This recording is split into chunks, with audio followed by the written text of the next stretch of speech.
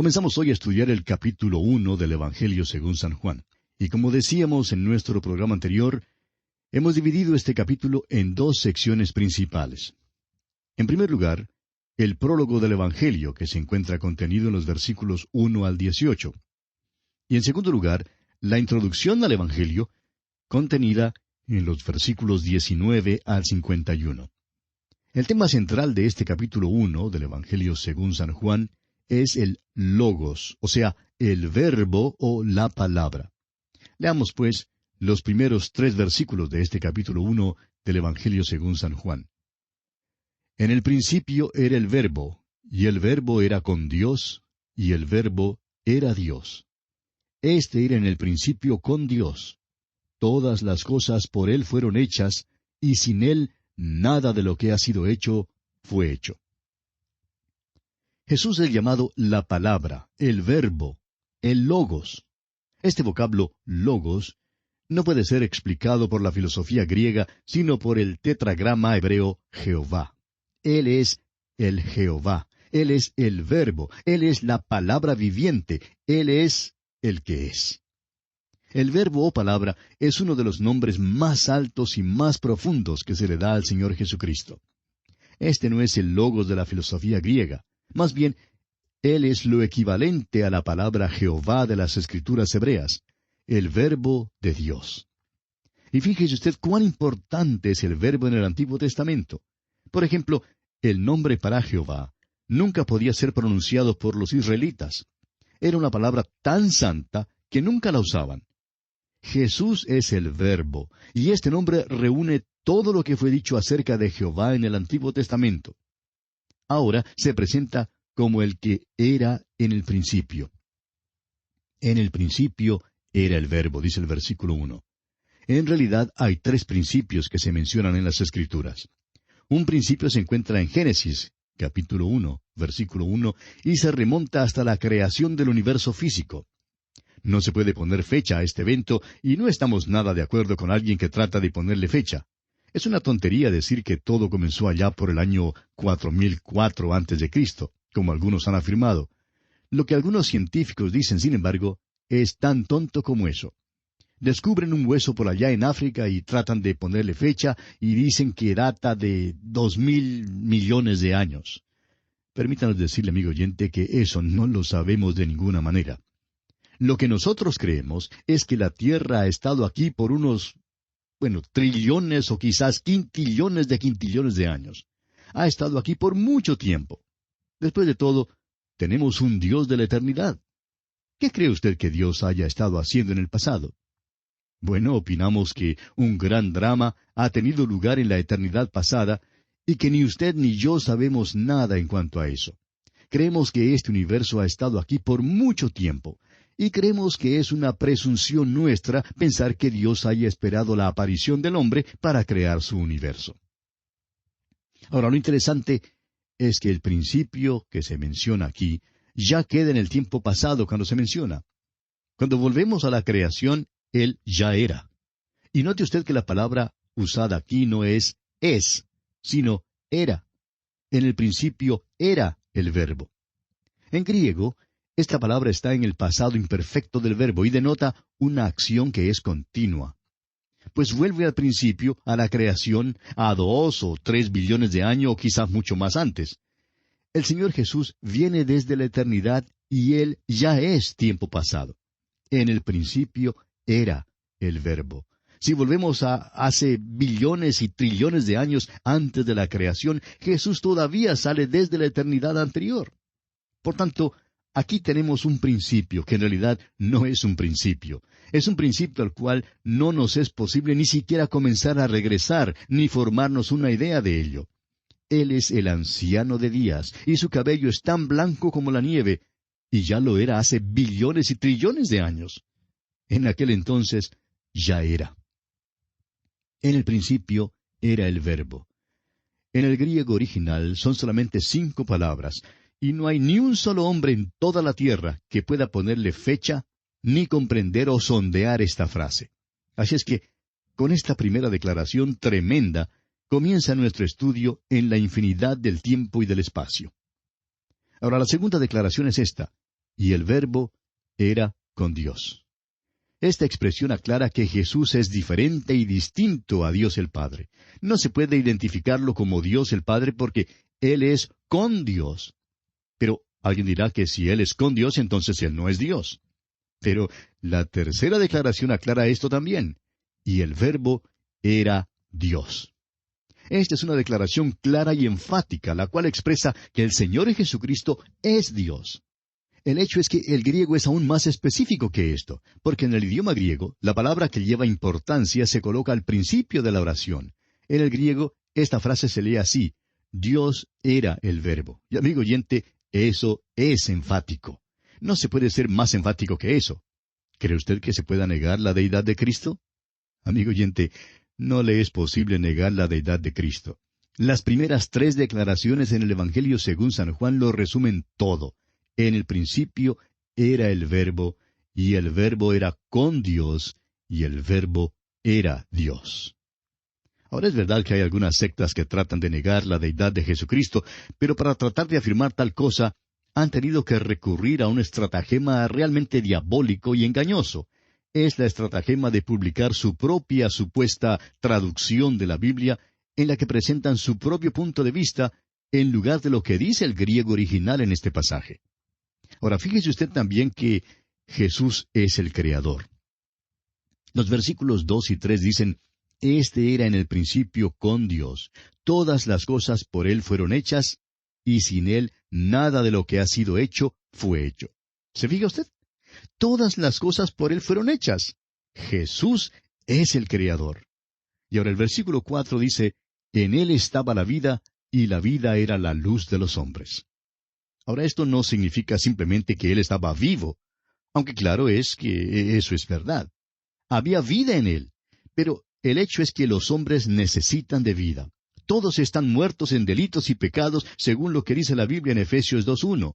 Y permítanos citar ese pasaje. Dice allí el apóstol Pablo: Y Él os dio vida a vosotros cuando estabais muertos en vuestros delitos y pecados. Lo que los hombres necesitan, aún hoy en día, amigo oyente, es la vida. En Él, pues, estaba la vida, y la vida era la luz de los hombres. Ahora, Jesús es la luz, y la vida, dice aquí, era la luz de los hombres. Ahora Jesús es contrastado con Juan el Bautista. Leamos los versículos 6 y 7 de este capítulo 1 de Juan. Hubo un hombre enviado de Dios, el cual se llamaba Juan. Este vino por testimonio para que diese testimonio de la luz, a fin de que todos creyesen por él. Juan el Bautista dio testimonio de la luz. Él no era la luz, simplemente dio testimonio de ella. Continuemos con los versículos 8 y 9. No era él la luz, sino para que diese testimonio de la luz. Aquella luz verdadera que alumbra a todo hombre venía a este mundo. Tenemos aquí una declaración tremenda, amigo oyente, porque la luz viene de la palabra de Dios. Sin la palabra de Dios no hay luz. Cuando los hombres vienen a la palabra de Dios, entonces están en la luz. El apóstol Juan en su primera carta, capítulo 1, versículo 7, dice: Pero si andamos en luz, como Él está en luz. Ahora, ¿cuál luz? La luz de la palabra de Dios. Esta luz alumbra a todo hombre que viene a este mundo. Eso es, alumbra a cualquier hombre que venga a la luz. Es simplemente como el sol que brilla sobre cada hombre que sale a la luz del sol. Pero hay quienes están por allí abajo en sus cuevas, a los cuales la luz del sol no llega. Es necesario venir a la luz. Leamos ahora los versículos 10 y 11 de este capítulo 1 de Juan. En el mundo estaba, y el mundo por él fue hecho, pero el mundo no le conoció. A lo suyo vino, y los suyos no le recibieron. Esta era la tragedia del mundo, y todavía es la tragedia del mundo hoy. El Creador bajó a esta tierra y fue hecho carne. Sin embargo, el mundo no le reconoce y le rechaza. Hay quienes limitan la declaración que leemos aquí en el versículo 11 que dice: a lo suyo vino, diciendo que significa que solo vino a la nación de Israel, a su propio pueblo. Pero nosotros creemos que abarca más, amigo oyente. Vino a su propio mundo, porque Juan acaba de hablar en cuanto al hecho de que Él hizo el mundo. Vino a su propio mundo y su mundo no le recibió. Se trata de un rechazo universal de Él. Pero fíjese lo que dice aquí en los versículos siguientes, versículos 12 y 13. Mas a todos los que le recibieron. Y nosotros damos en realidad gracias a Dios por esta palabrita todos. Todos tiene una proyección universal, porque nos incluye a usted y a mí, amigo oyente. Todos los que le recibieron. Ahora, ¿qué les pasa? A todos los que le recibieron, a los que creen en su nombre, continúa el versículo, les dio potestad de ser hechos hijos de Dios. Y luego dice en el versículo 13, los cuales no son engendrados de sangre, ni de voluntad de carne, ni de voluntad de varón, sino de Dios. La frase, los cuales no son engendrados, indica que la vida solo puede venir por medio de un renacimiento. Viene a aquellos que reciben a Cristo, a los que creen en su nombre.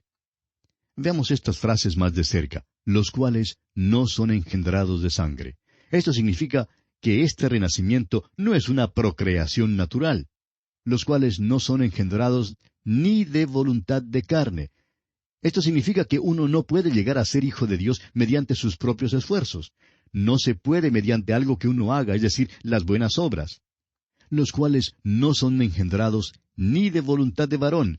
Significa que no es por la educación ni por el entrenamiento que uno tenga. Los cuales no son engendrados sino de Dios, significa que usted, amigo oyente, solo puede llegar a ser hijo de Dios mediante el renacimiento. Y esta es la obra directa del Espíritu de Dios.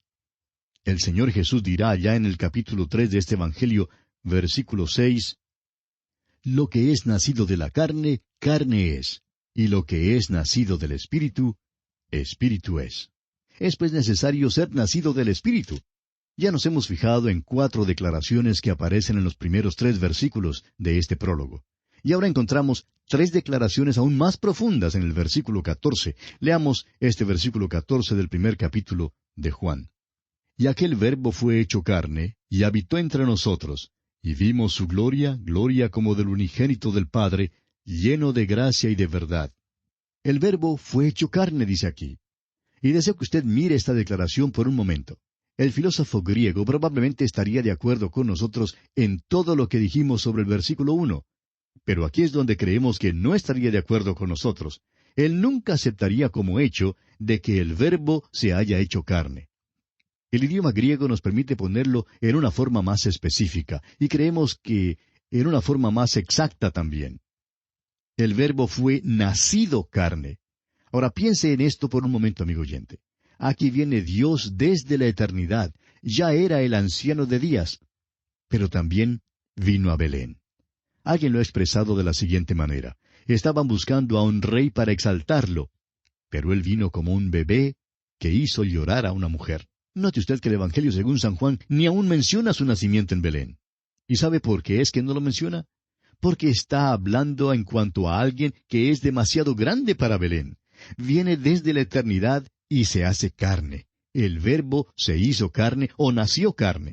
Por tanto, esta es la historia de la Navidad, aquí en el Evangelio según San Juan, y es importante que veamos esto. Nació carne. Y la única manera en que eso pudo haber ocurrido, en que eso pudo haber tenido lugar, fue mediante el nacimiento virginal. El escritor de la carta a los Hebreos lo expresa así allá en el capítulo 2, versículo 16 de esa carta. Porque ciertamente no socorrió a los ángeles, sino que socorrió a la descendencia de Abraham. Participó de carne y sangre para destruir por medio de la muerte al que tenía el imperio de la muerte, esto es, al diablo. Hay quienes creen que las declaraciones en los versículos 12 y 13 que dice, los cuales no son engendrados, no se refieren solamente al renacimiento del creyente, sino también al nacimiento de Jesús mismo. Él no fue nacido de sangre, es decir, no nació de una manera humana por esfuerzos humanos. Tampoco nació de voluntad de carne, carne humana, ni de voluntad de varón, sino de Dios. Y aquel Verbo fue hecho carne, dice. Esta es la historia navideña. Fue nacido carne. El profeta Isaías dice en el capítulo 9 de su profecía, versículo 6, porque un niño nos es nacido, hijo nos es dado. Un bebé nació en Belén, pero el Hijo vino desde la eternidad. El niño fue nacido, pero el Hijo fue dado.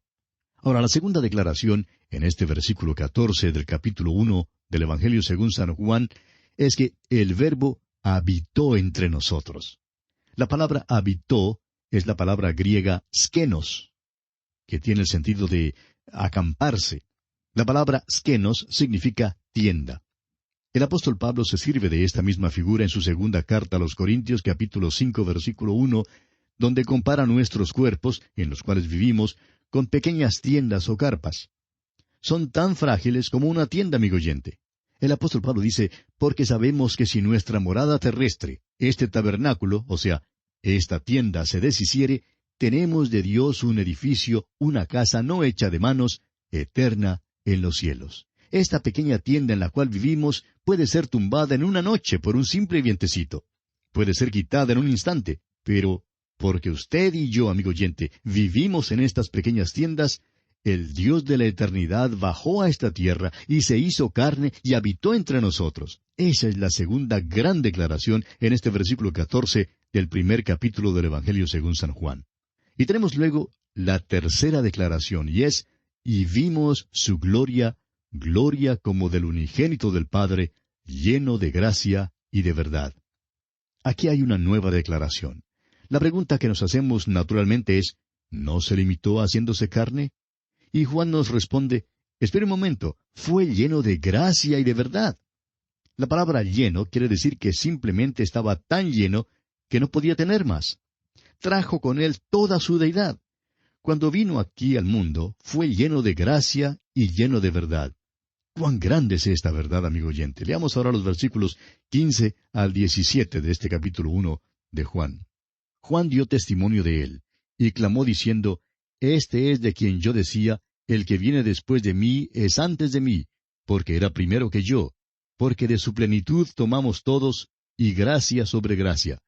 Pues la ley por medio de Moisés fue dada, pero la gracia y la verdad vinieron por medio de Jesucristo.